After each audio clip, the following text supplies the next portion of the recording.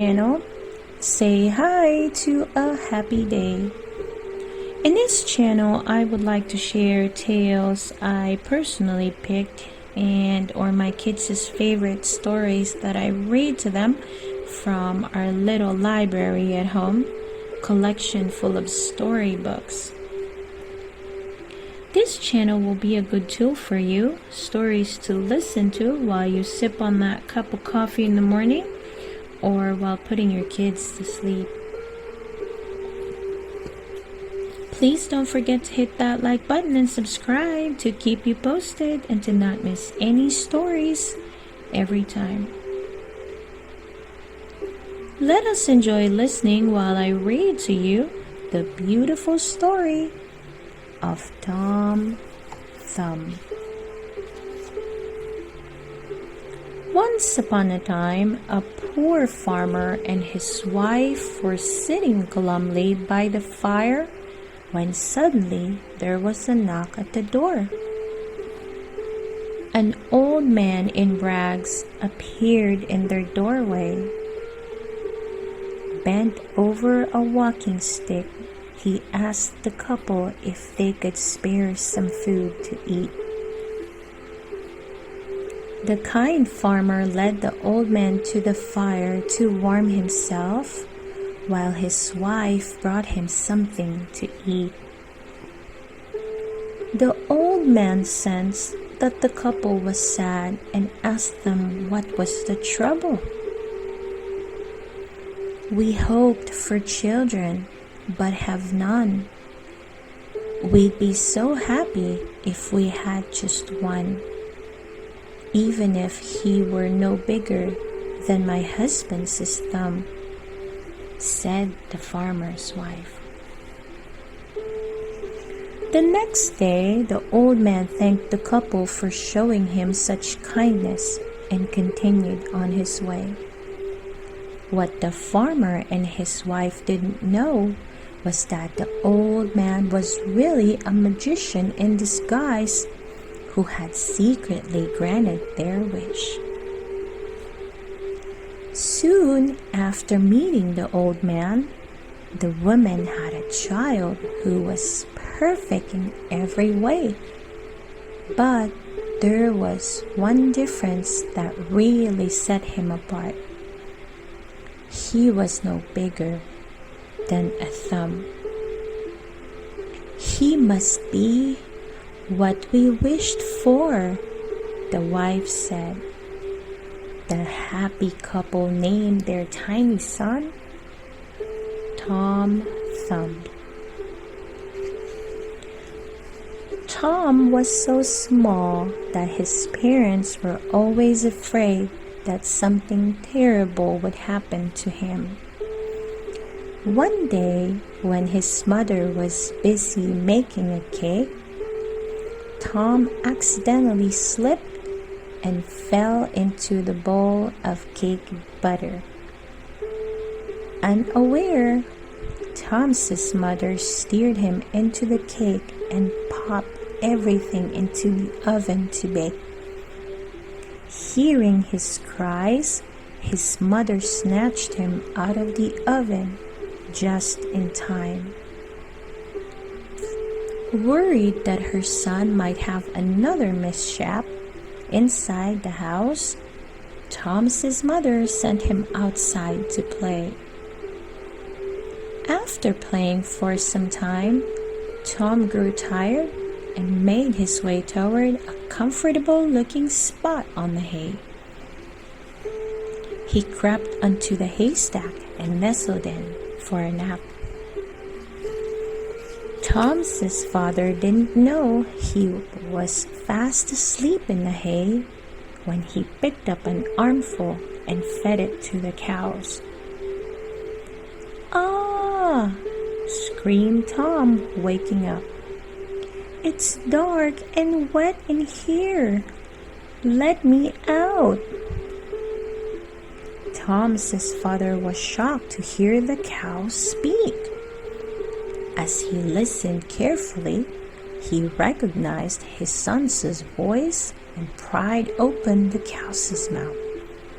There was Tom, His father was relieved to see that his tiny son was still whole and sat him on an acorn to dry. Tom felt very, very small. He tried to think of a way he could show his parents that he was big enough to take care of himself. Just then, a bird swooped down and snatched him right off the ground. When the bird realized that it wasn't carrying a field mouse, it immediately dropped Tom and he plummeted down toward a forbidding castle overlooking the sea. Just as Tom was about to crash onto the castle's terrace, a hideous one-eyed ogre appeared and caught him in the palm of his huge hand. The monstrous beast held Tom up to his eye and examined him closely. Then the ogre gulped him down like a pill. Tom had to think fast so that he wouldn't be digested. He began to jump up and down inside the ogre's belly. The ogre had a terrible bellyache and became so uncomfortable that he spat Tom straight out into the sea. Tom landed in the water with a splash. As he sank down toward the sandy bottom, a great speckled fish opened its mouth and swallowed him whole. Some passing fishermen caught the fish and decided to present it to the king. When the fishermen presented their catch to the king, something could be seen wriggling inside the fish. Suddenly, out of the fish's mouth popped Tom Thumb. The king was so delighted with his small gift that he made Tom his court jester.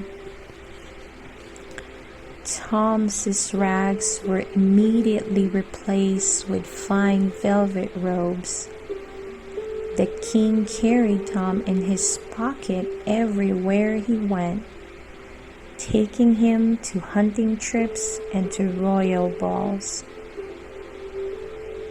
Everyone was charmed by the king's tiny companion. The king grew very fond of Tom. He even had a tiny replica of his own bed made for him.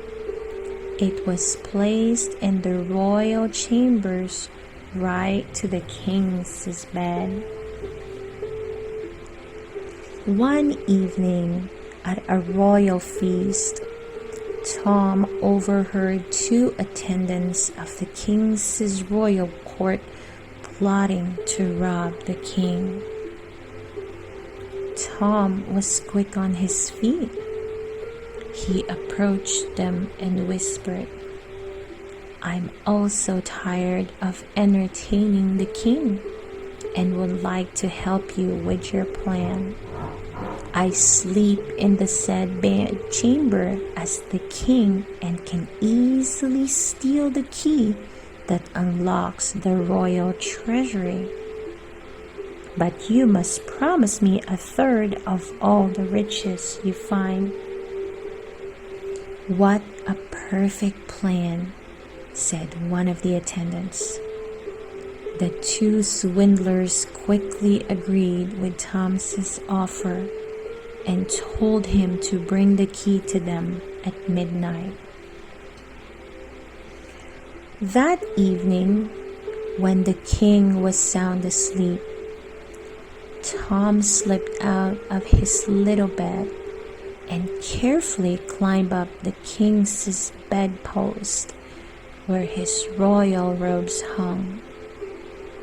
Tom tried pulling the key out from one of the robe's pockets, but it was much too heavy. He pulled with all his might until both he and the key flew backward onto the floor. Thankfully, the key landed on top of Tom without waking the king. Hauling the key with all his strength, Tom snuck out of the royal bedchamber, through the hallway, and up the tower steps past a sleeping cat. It was quite a way for such a small boy. At last, he reached the treasury door where the two shimmers anxiously waited the key. When they saw Tom, they grabbed the key from him and hastily opened the treasury door. When they swung open the door, the royal attendants were very surprised by what they saw. The room was filled with the king's guards. They were caught red-handed. Tom had alerted the guards of the royal attendants' devised plot to rob the king. He felt that it was best not to tell the king right away until the thieves were caught and thrown into the castle's dungeon. When he learned of Tom's valiant deed, the king ordered that a special ceremony be held in Tom's honor. When asked if there were any special guests that he would like to invite, Tom named his parents. "And so it shall be done," announced the king. A royal coach was sent to pick up Tom's mother and father, who were dressed in fine robes and jewels. They watched proudly as their son Tom was knighted for his bravery. From that day forward, Sir Tom Thumb and his parents lived happily and comfortably at the royal palace. The end. I hope you enjoyed the story of Tom Thumb. Again, please don't forget to hit that like button and subscribe to enjoy reading and listening to more of our favorite tales and stories. See you soon.